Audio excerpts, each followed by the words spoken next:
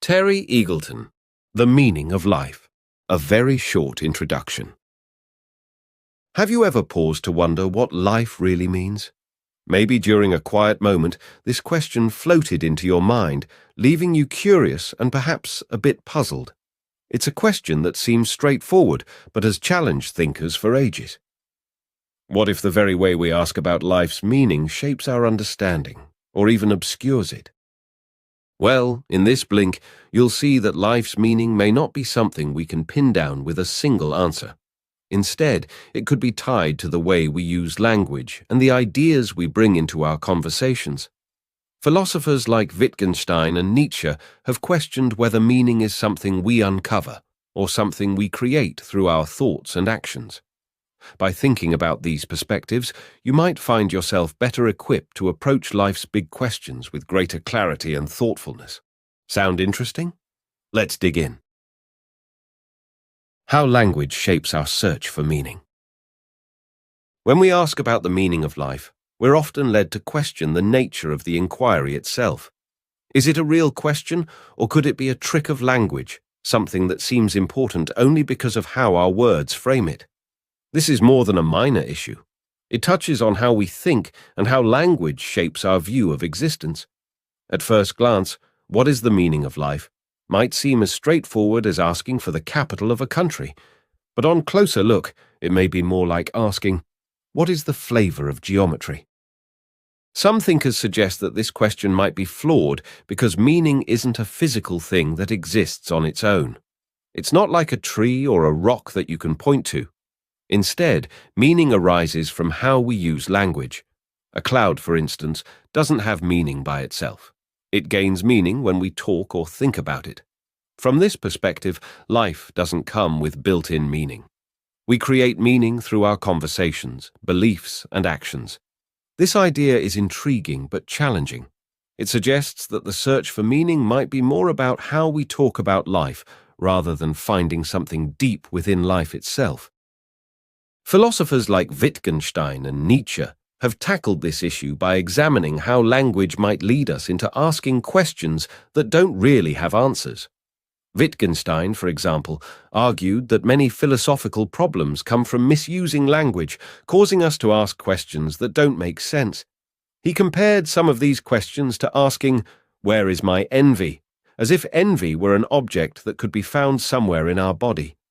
This kind of confusion, Wittgenstein suggested, is what turns certain questions, like those about the meaning of life, into puzzles created by language rather than genuine questions. Nietzsche went even further, arguing that our most basic ideas, like those of separate objects or entities, might just be constructs of language. He believed that language, with its tendency to turn everything into nouns and objects, might make us falsely believe in the existence of large, overarching concepts like God or the self. For Nietzsche, these were illusions brought about by language, and he imagined a future where a different kind of language might help us move beyond these traps.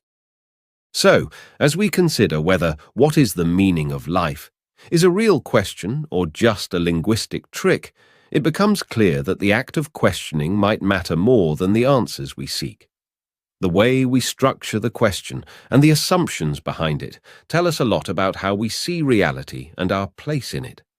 This exploration might not bring us closer to a clear meaning of life, but it pushes us to think critically about what we're really asking, and whether we're even asking the right questions at all. What do we really mean by life's meaning? Let's now zoom in even further into the complexities of the question of the meaning of life. While we've just considered how language might distort our search for meaning, we'll now turn to looking at what we mean by the word meaning itself and how it relates to discussing life. On one side, meaning can refer to intention, what someone has in mind when they say or do something. On the other, it can signify the inherent significance of something, like how dark clouds might mean rain. These differences in the concept of meaning lead us into even more challenging territory when we try to apply them to life. Think about how we use the word in daily conversations. When someone asks, What did you mean by You that? cycled 1 They're kilometer trying to within 5 understand your minutes and intent, 29 seconds. what you were thinking. But when we say, those clouds mean rain, there's no intent involved. The clouds aren't conscious. They simply indicate something based on our knowledge of the world. This dual nature of meaning, intended and signified, mirrors the broader struggle in defining life's purpose. Is the meaning of life something we consciously create, or is it something that's simply there, waiting for us to understand? This leads us back to the idea that meaning might be more about the structures we impose through language rather than something inherently found in life. Just as words gain meaning from their use within a language system, shaped by historical acts of communication, one might argue that life gains meaning through the patterns and structures we observe. If life has a meaning, is it something we impose on it, or does it have an inherent significance that we uncover through our experiences? This question becomes more intricate when we consider that meaning can be both an act and a structure, blending intent with the significance we perceive. For example, when we say fish refers to a scaly aquatic creature, we're acknowledging both the historical use of the word and the intent behind its use in any given moment. But what happens when we apply this to life? If we believe that life's meaning is something we create, does that mean it's just a product of our actions and intentions? Or is there a deeper significance to life that we discover through our experiences and stories? This exploration pushes us to reconsider the very nature of the question. Instead of seeking a fixed, singular meaning, we might embrace the idea that life's meaning is a process, something we construct through our ongoing experiences and reflections. In this sense, life's meaning isn't just an answer, but a narrative that continues to unfold throughout our lives.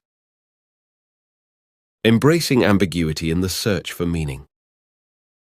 Now that we've examined how language shapes our ideas about life's meaning, let's shift to the views of some key philosophers. As we explore their thoughts, we might discover that the search for meaning doesn't always lead to clear answers. In fact, some modern and postmodern thinkers argue that meaning might be elusive or even absent. This shift from seeking clear purpose to embracing uncertainty marks a significant change in how we think about existence. Modernism, connected to a time when the world seemed to have a clear narrative, often sees the loss of meaning as a tragedy. Consider Chekhov's Three Sisters, where the question of meaning is met with the observation, "Look out there, it's snowing. What's the meaning of that?" This captures modernist despair. The world, once full of significance, now appears indifferent, as if meaning has drained away, leaving only the cold reality of purposeless snow. The snow symbolizes the greater existential void, representing the loss of universal truths that once guided thought and action.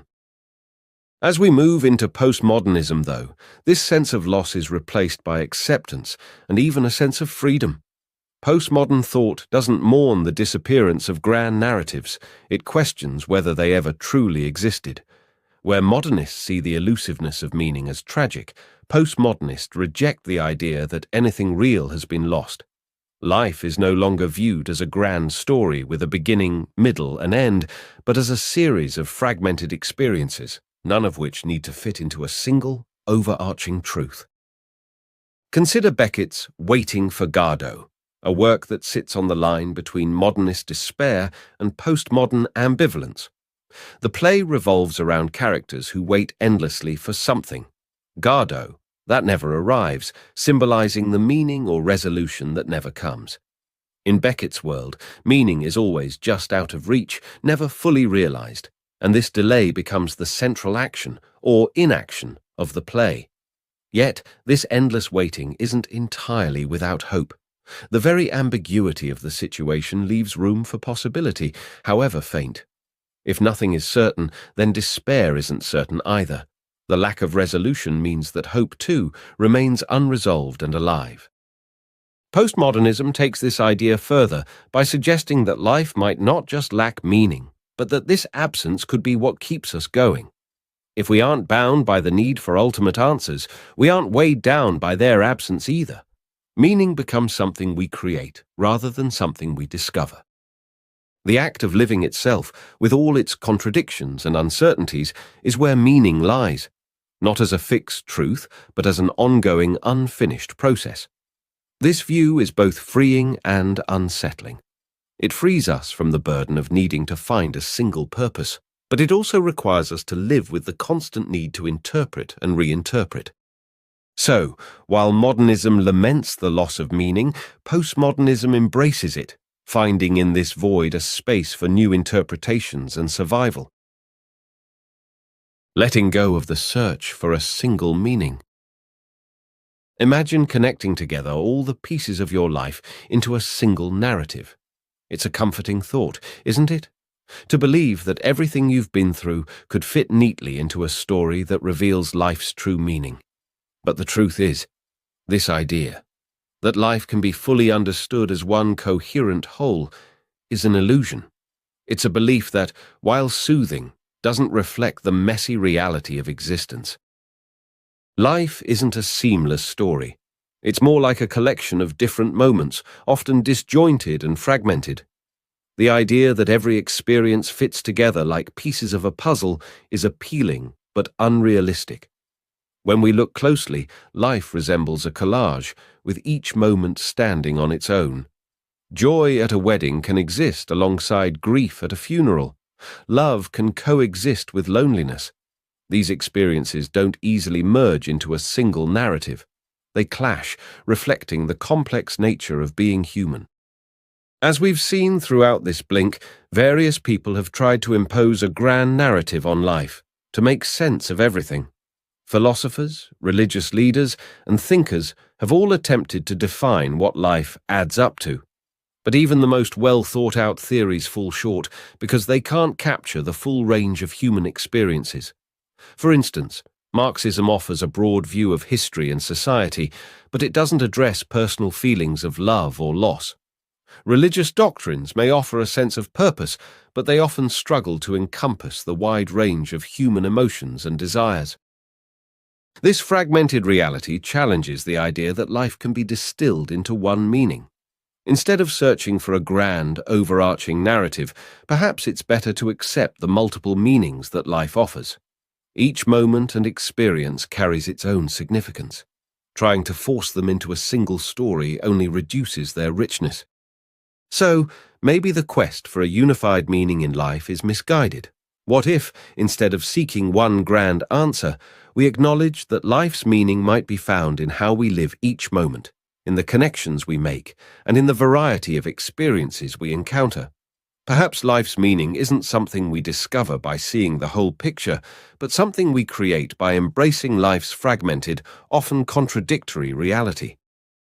In this view, life's meaning isn't a puzzle to solve, but an ongoing process of living fully, despite its messiness.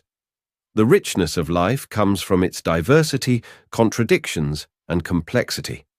Instead of searching for a neat narrative, we might find more meaning in the collection of experiences that make up our lives, finding purpose in the very act of living.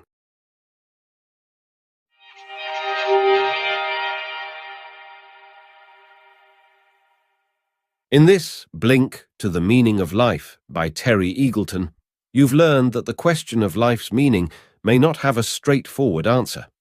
Instead, it could be more about how we frame and discuss the question itself.